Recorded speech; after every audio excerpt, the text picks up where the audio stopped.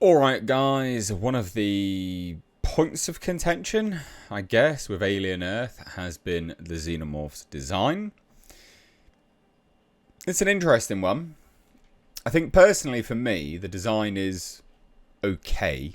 It's how it's actually presented that I have an issue with. It's very dry. The Xenomorph has never looked dry. Always had a sheen to it. Always a moist sheen. It always looked a bit wet, basically, and I think that adds an element to how cheap it looks.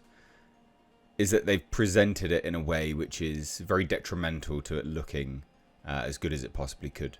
So, that's my main issue with the design. It's a point of contention for a few people, to be honest. But Noah Hawley has come out and discussed the Xenomorph design and also the performance. You will be interested to hear that Weta were involved in the design, along with a Thai company as well. So we're going to take a look at this today. Please do hit subscribe if you're new here, and turn those bell notifications on. I'm loving all this Alien Earth stuff. A lot of people have a massive issue with the show, but I've enjoyed it so far, and it's not perfect, like I said. The design itself alone, it has issues. It's not, but I think it's more how it's presented. So, never mind. Let's take a look, shall we? So Noah Hawley talks Alien Earth Xenomorph design and performance. So, basically IGN was at a press junket, and Noah Hawley discussed the Xenomorph design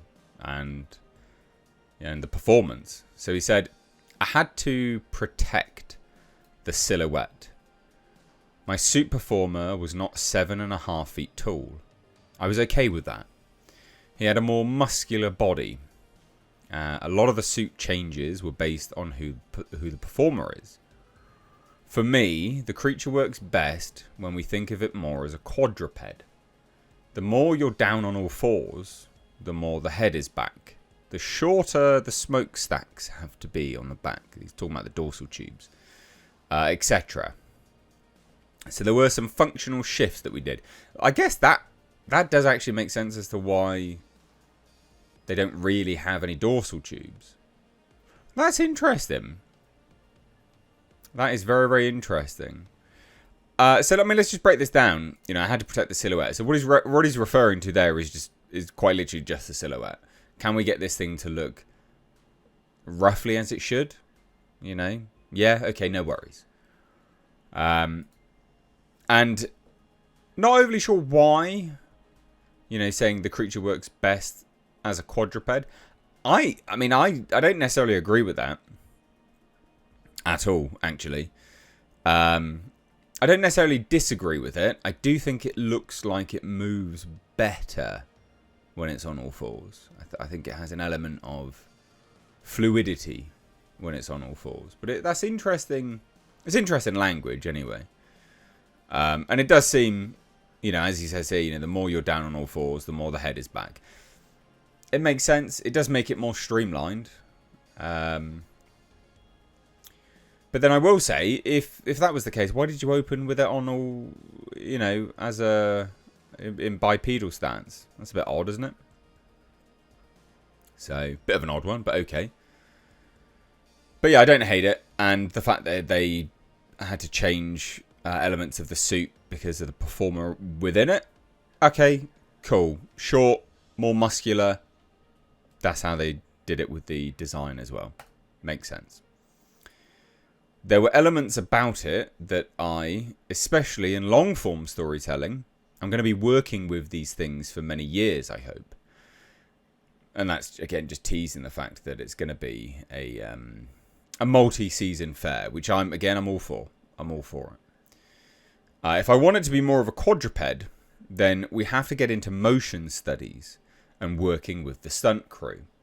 None of us are fast running around on all fours, so you need to help a suit performer on that level. I mean, it makes sense. I will say, how they had this thing move in episode 2 was mad. Episode 2 was great. It was wreaking havoc in episode 2. I hope they don't maintain it being on all fours, though. I hope that's not something they maintain, because it does work really well when it's standing up. We've seen from the Coming Soon trailer that they do have it standing up. But it's interesting. And now he says this, and this I think is interesting. So it says, for me, the ribcage always bothered me, because it feels very much like a human ribcage.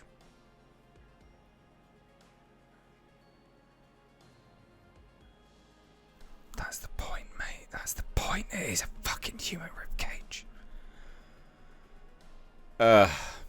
I went with more of a crustacean kind of feel in places. It's more of a cockroach brown than a black. I do find that people try to make things scarier by making their teeth sharper.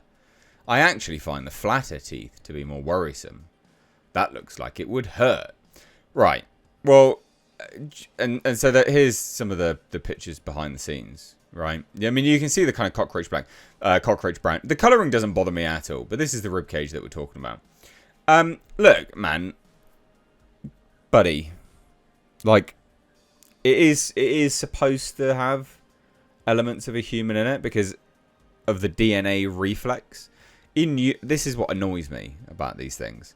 It's like, oh, well, it bothered me because it's a bit too human. It's like, that's the point, mate. That is the point, son. Next, you'll be complaining that there's a human skull under there. But like, oh, can't I have that human skull? Like, yeah, no, you're supposed to. Do you understand what this is or not? Like, those kind of things concern me. Because really, it's not that that's not that difficult, is it? Come on now. Come on now. Again, like, have you ever watched... Have you watched these movies? Anyway, whatever. Removing the human ribcage is dumb because it worked. That was the point of it. You know, and again, it does have the DNA reflex, so that's why. That's why it has elements of a human. Making it more quadruped does remove the fact that it's from a human a little bit more, and it does get further away from the DNA reflex mechanism, which we know in lore. And again, like I said, you know, is he going to remove the skull that's supposed to be underneath the dome? Because that is supposed to be there, but who knows? It's interesting. It's not all doom and gloom, obviously. There's some good stuff here. You know, I think... Yeah, I mean, flatter teeth, it would hurt more, yeah. I mean, undoubtedly it would hurt more. You wouldn't pierce your flesh that quickly. Sort of gnaw it up. The colouring's fine. He's obviously taken a lot more inspiration from Alien 3. Because that was brown as well. Less bluey black than what Aliens had. Alien was more black. But Aliens was quite a bluey black. So there you go. I don't have much else to say. Interesting. Some dumb comments. But overall, interesting and positive. Leave your thoughts down below. Bye-bye now.